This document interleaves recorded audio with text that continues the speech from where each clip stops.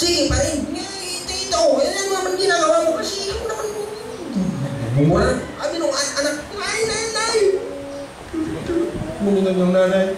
Ay, pastor.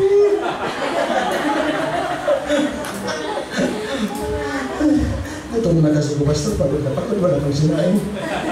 Kasi siya na, pastor, napagmumura ko mga anak ko.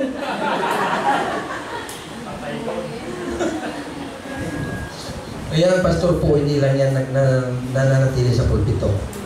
Pumunta yan sa mga bahay ng mga tupa. See to it, kung may application sa ipinapangaral, wala.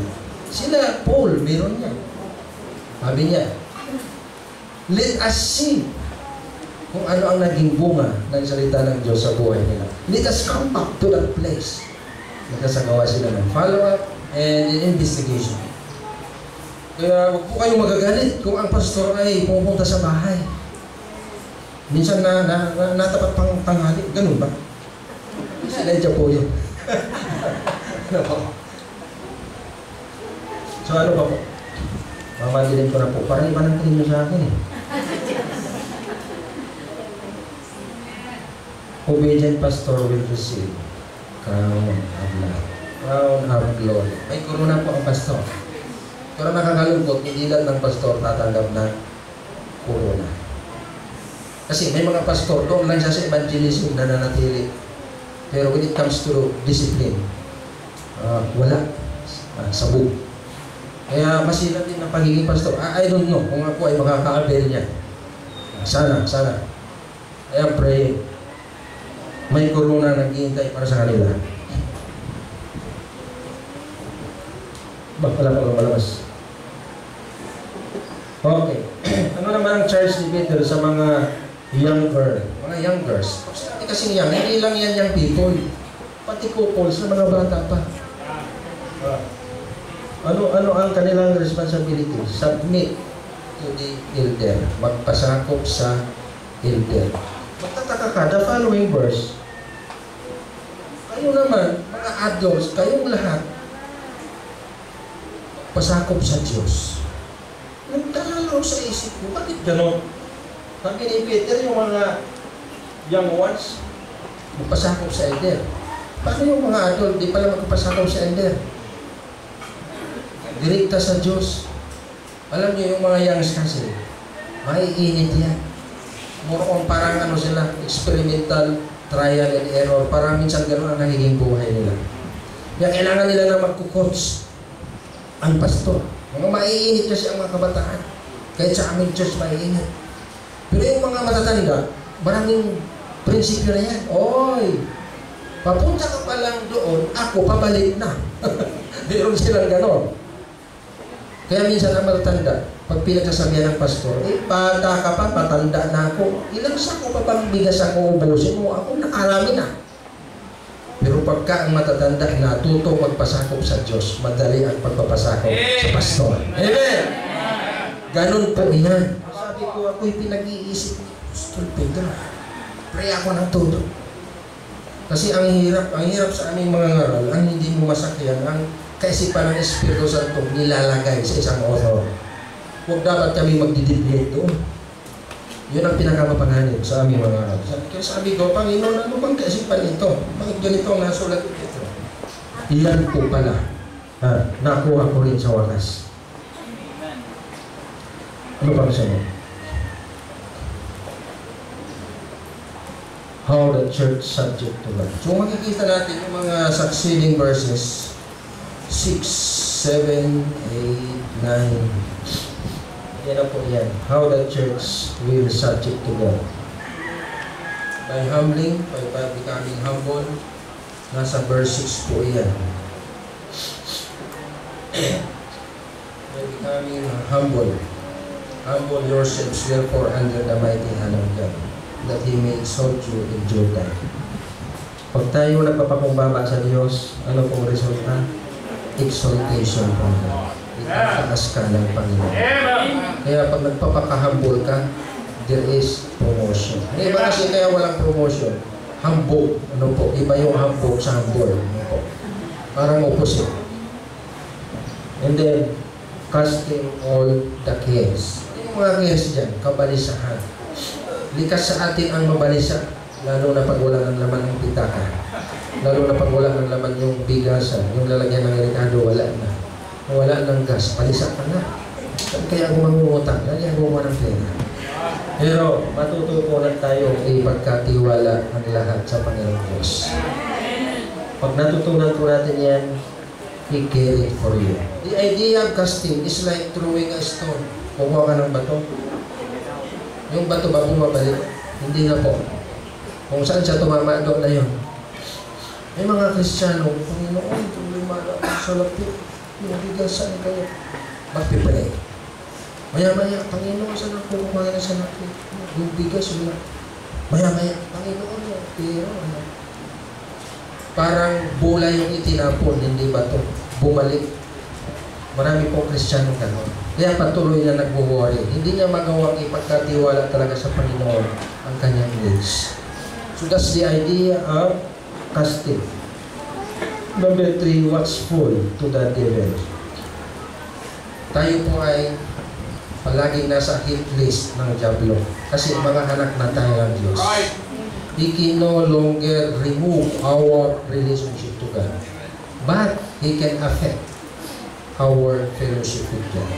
Para ano? Para hindi ka magamit ng ating Panginoong Diyos. Kaya may Diablo kumikilos, mga kapatid. At ang madalas na i-diablo, mga anak ng Diyos. Bakit pa naman niya di-diablohin yung iba? Ang mga anak na niya yun. Siguradong sunod-sunod na yun sa kanya. Ito mga Kristyano, ang mulat na ang mata, mulat na ang isip, iyan na ang mahirap ng pasunodin. Kaya iyan ang tinatarget. Watch the devil and resisting ang panlaban dyan, pananampalataya. Resist. Ganito po ang resist. Tinutulak mo siya. Gusto niya lumapit, pero how? By prayer, by the word, by fellowship. Yan po naman. And pangapat, para ma-resist mo, ilagay mo ang sarili mo sa offensive. Kung sumilin ka, hindi siya makaka-atake. May mga kaparangalan po dyan, pero abuti na tayo ng siya.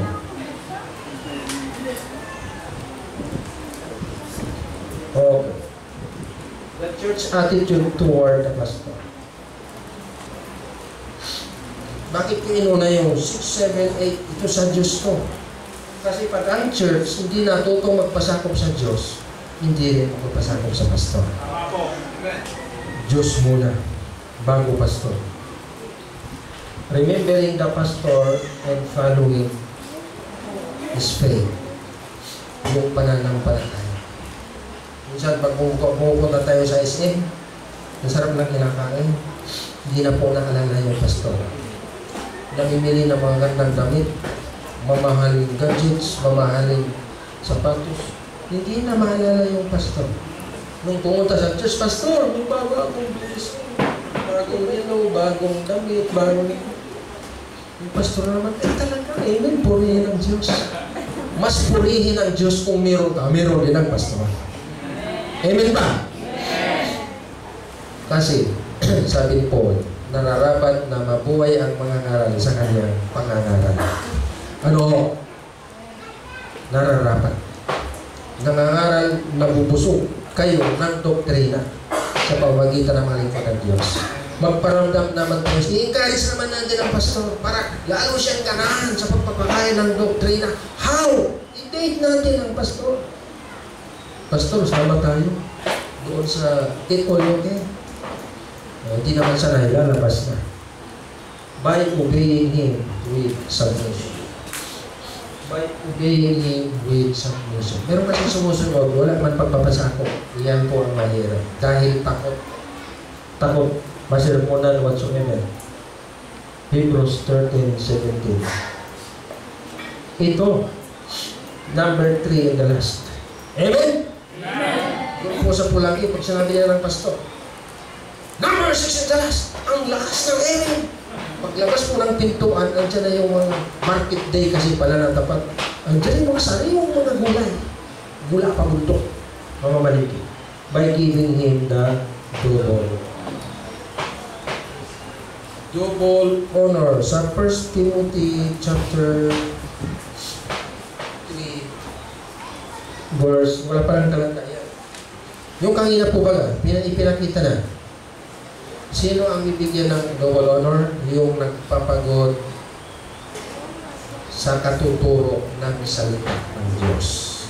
Yung nagpapagal, laboring in the Word of God. May boundary po dyan sa double honor.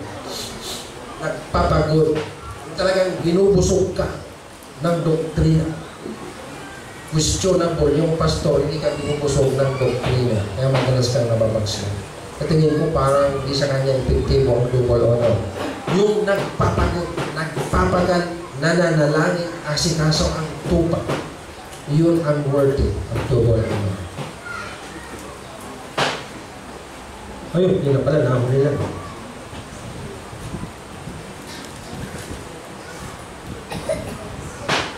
Bakit nakahuli ganyan? Oh, bakit gano'n naman?